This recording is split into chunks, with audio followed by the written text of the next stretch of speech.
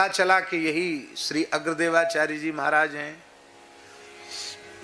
तो उसको लगा कि तो बहुत साधारण महात्मा, इनमें कोई क्या चमत्कार, ऐसे जंगल में रहते हैं, एक क्या गुफा में रहते हैं। अपने साथ फकीर को लेके गया तो फकीर को इशारा किया। फकीर ने कुआं पर चादर बिछाई, चारों कोने पर 4 सुपारी रख दी और निराधार उसी चादर के बीच में खड़े होकर नमाज अदा की। तब अकबर ने कहा कि हमारे साथ भी एक करामाती फकीर हैं, देखो कैसी करामात है। वो समझ गए कि आप भी कुछ करामात दिखाइए। समझ गए कि ये केवल करामात देखने के विचार से आया है, चमत्कार देखना चाहता और कुछ नहीं। तब आपके मन में आया कि ये कैसे भी पिंड छोड़े जाए यहाँ से। तब आप, आज भी वह बटवृक्ष है, आज भी वही पेड़ है जिसके नीचे घटना घटी है। आप बटवृक्ष के नीचे बैठ गए और आपने अपने कमंडल को आज्ञा दी। रामदास जी सुन रहे हैं कि नहीं? कमंडल को आज्ञा दी, बच्चा स्नान कराओ।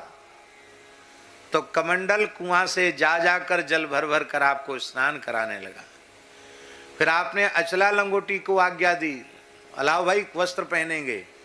तो जहां अचला लंगोटी थे वहां से चलकर वस्त्र आ गए, अपने वस्त्र धारण किए।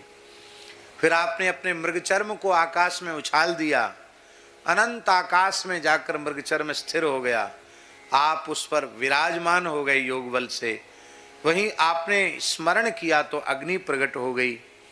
वहीं आपने ऊर्ध्व पुंड धारण करके अपना संपूर्ण नित्य नियम किया, हवन किया। और जब सारा नियम हो गया 2.5-3 घंटे में, अकबर सब देखता रहा और अंत में नियम पूर्ण करने के बाद अग्रदेवाचार्य जी ने कहा कि अब तुम्हारे में और तुम्हारे फकीर में बल हो साधना का, चमत्कार का, सिद्धि का, तो हमारे निकट तक पहुंच के दिखावे। वो कहाँ संभव था। अकबर ने अपना ताज आपके चरणों में रखा और अकबर को आपने हिदायत दी, सावधानी दी कि श्रद्धा पूर्वक संत के पास जाना, चमत्कार देखने की इच्छा से जाओगे तो अपराध बने होगा तुम्हारा। महाराज मैं बादशाह हूँ, कुछ ले लो। तब आपने कहा कि मेरी फकीरी के आगे तेरी बादशाहियत धूल है, मैं कुछ नहीं चाहता हूँ। मना कर दिया। अकबर बोला मेरा मान घट जाएगा कि अकबर यहाँ आया, कुछ बिना दिए चला गया। तब आपने कहा कि ठीक है, तू देना चाहता है तो आज के बाद कभी यहाँ आना मत और हमें कभी बुलाना मत। क्या कहा कंसल जी? आज के बाद यहाँ आना नहीं और हमें कभी बुलाना नहीं। बोला बाबा साहब आप नाराज हैं? आपने कहा नहीं, तुम्हारे हमारे संग का क्या प्रयोजन है, कोई फल नहीं है। बोले फिर भी मैं बिना कुछ दिए नहीं जा सकता। तब सैकड़ों बीघा जमीन नहीं, 16,000 बीघा जमीन का पट्टा अरबी में ताम्र पत्र पर लिख करके अकबर ने चरणों में भेंट किया। आज भी 3-4 गांव उस भूमि में बसे हुए हैं। उसके प्राचीन साक्ष्य आज भी उपलब्ध हैं। अब तो मुश्किल से 200-250 बीघा जमीन स्थान की बची है। बाकी सब गांव बस गए, लोगों की बस्तियां हो गई, कुछ वन विभाग में चला गया। इस तरह से अभी हम आपको बोल रहे थे कि जैसे ही मान सिंह ने वहां प्रवेश किया तो उसको लगा कि मैं अलौकिक राज्य में आ गया हूं। हम अपनी अनुभूति बता रहे हैं कि आज जैसे भी जहां अग्रदास जी का धूना है और वो वट वृक्ष है, जहां वो उनकी निकुंज की स्थली है उपासना की, आज भी उस क्षेत्र में पैर रखते ही स्थिति दिव्य हो जाती है अंतःकरण की। आज भी जाते ही अनुभव हो जाता वहां उस स्थल की दिव्यता का।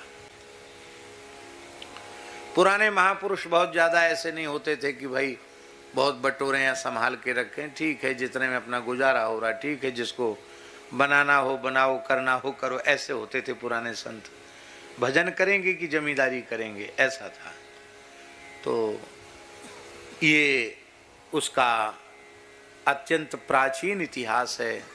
और महाराज जी कितनी आश्चर्यजनक बात है, आज के भौतिक युग में लोग विश्वास नहीं करेंगे, लेकिन रेवासा धाम में श्री स्वामी अग्रदेवाचार्य जी महाराज भी सशरीर निकुंज में गए, देह त्याग नहीं किया उन्होंने। उसके बाद श्री विनोदाचार्य जी, विनोद अली जी गद्दी पर विराजमान हुए, जो 175 वर्ष तक, पौने 200 वर्ष तक गद्दी पर विराजे। कितने वर्ष तक? पौने 200 वर्ष तक गद्दी पर विराजे योग बल से, और उन्होंने भी सदेह कुंज में प्रवेश किया। विनोद अली जी का तो ऐसा चरित्र है, वो तो गद्दी पर विराजमान होने के बाद रेवासा की सीमा के बाहर नहीं निकले। वे तो निरंतर उसी भावना में ही डूबे रहते थे, भाव समाधि में ही रहते थे। उसके बाद श्री ध्यान अली जी हुए, ध्यानदास जी महाराज तीसरे आचार्य, वो भी सदेह निकुंज गए। और चौथे श्री चरणदास जी महाराज हुए, वो भी सदेह कुंज गए। इसके बाद पंचम आचार्य श्री बालकृष्ण दास जी महाराज हुए, दो दक्षिण भारत के थे, और उन्होंने बहुत विस्तार रेवासा पीठ का किया, बड़े प्रभावशाली थे। उन्होंने संस्कृत ग्रंथ भी लिखे और हिंदी में भी उन्होंने पद लिखे। सभी आचार्य साहित्यकार वाणीकार हुए, सबके पद आज भी प्राचीन पद सबके उपलब्ध हैं।